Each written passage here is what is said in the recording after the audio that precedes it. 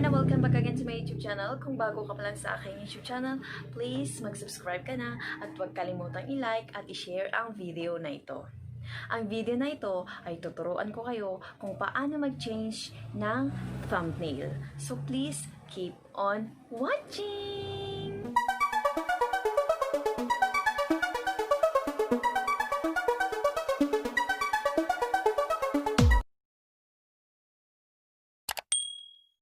First step, go to Play Store and download YouTube Studio.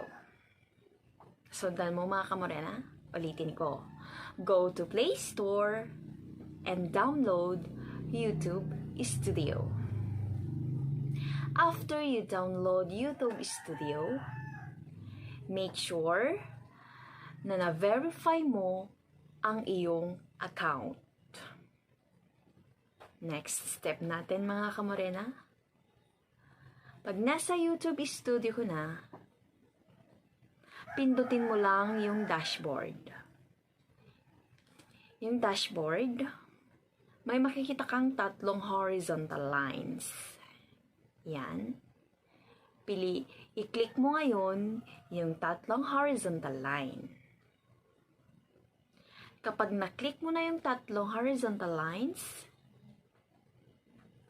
may mababasa kang dashboard, videos, comments, and analytics.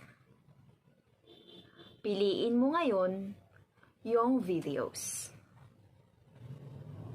Kung nasa mga videos ka na in-upload mo sa yung YouTube channel, pipili ka ngayon ng video na gusto mong palitan ng thumbnail.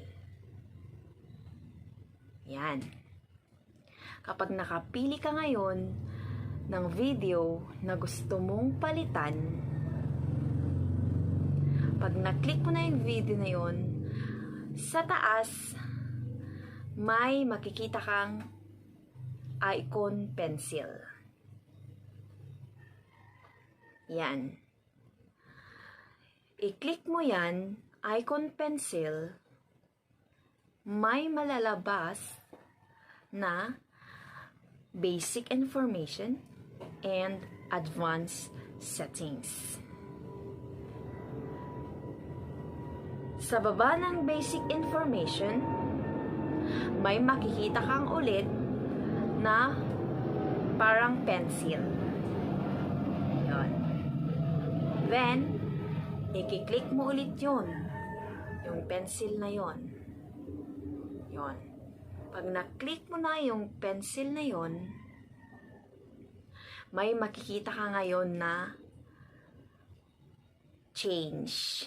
Yan, dito sa corner na to, change. Pindutin mo ngayon yung change. Yan.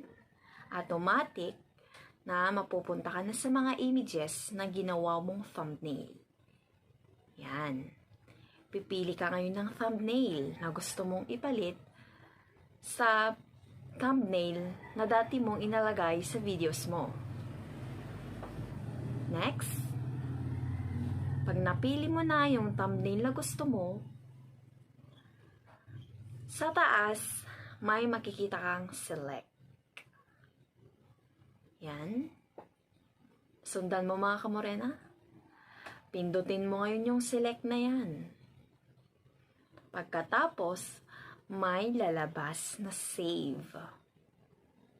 Pindutin mo ngayon yung save. O, ano mga kamorena? Diba? Napakadali lang mag-change ng thumbnail. O. Kung nagustuhan mo ang tutorial natin ngayon, mga kamorena, mag-subscribe ka na at huwag kalimutang i-like at i-share ang tutorial natin ngayon. See you in my next video. Bye-bye!